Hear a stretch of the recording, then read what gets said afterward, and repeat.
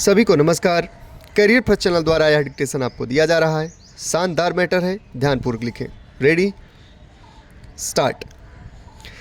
भुगतान संतुलन की समस्या को सफलतापूर्वक निपटाया गया है। इस समय हमारी विदेशी मुद्रा का आरक्षित कोष 10,000 करोड़ रुपए से अधिक है। हमने बंधक रखे गए सोने को छुड़ा लिया है तथा पूंजी के देश से बाहर जाने पर रोक लगाने में भी सफलता प्राप्त कर ली है। अंतर्राष्ट्रीय साख पुनः स्थापित की जा रही है। साथ ही मेरी सरकार ने अधिक उत्पादकता तथा विकास के लिए अर्थव्यवस्था के पुनर्गठन की कार्रवाई आरंभ कर दी है। औद्योगिक, राजकोषीय और व्यापार नीतियों में परिवर्तन लाए गए हैं। परिवर्तन की यह प्रक्रिया जारी रहेगी और अर्थव्यवस्था के अन्य महत्वपूर्ण क्षेत्रों में भी यह प्रक्रिया लागू करनी होगी।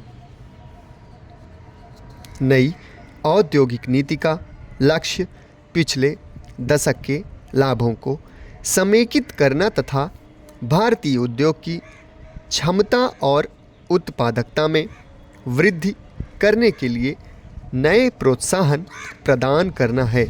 इस नीति से महत्वपूर्ण परिणाम मिलने शुरू हो गए हैं। नीति में परिवर्तन की घोषणा के बाद गत वर्ष की इसी अवधि की तुलना में निवेश प्रस्तावों की संख्या दुगुनी हो गई है।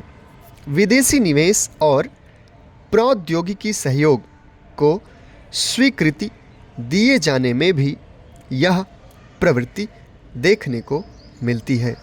औद्योगिक नीति में किए गए परिवर्तनों के साथ साथ लघु क्षेत्र के उद्योग को सहायता प्रदान करने के लिए एक नीति पैकेज की घोषणा की गई है।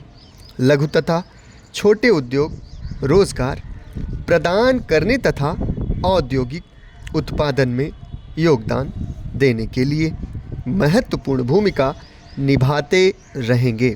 औद्योगिक नीति में किए गए परिवर्तनों से औद्योगिक विकास को बढ़ावा देने में राज्य सरकारों को मुख्य भूमिका निभानी है।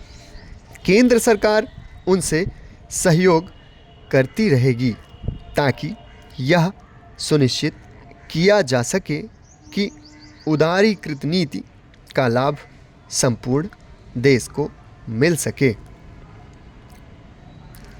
हम निर्यात पर अधिक जोर देते हैं।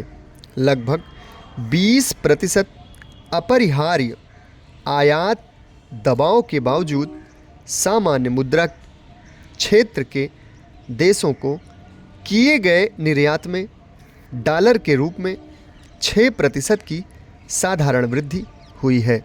फिर भी उन क्षेत्रों में जहां भुगतान रुपए में होता है, निर्यात पर बाहरी बाधाओं के कारण संपूर्ण निर्यात वृद्धि प्रभावित हुई है। भूतपूर्व सोवियत संघ के गणराज्यों के साथ व्यापार पुनः आरंभ करने के प्रयास किए जा रहे हैं और उन सब के साथ ढांचागत करार किए जा रहे हैं।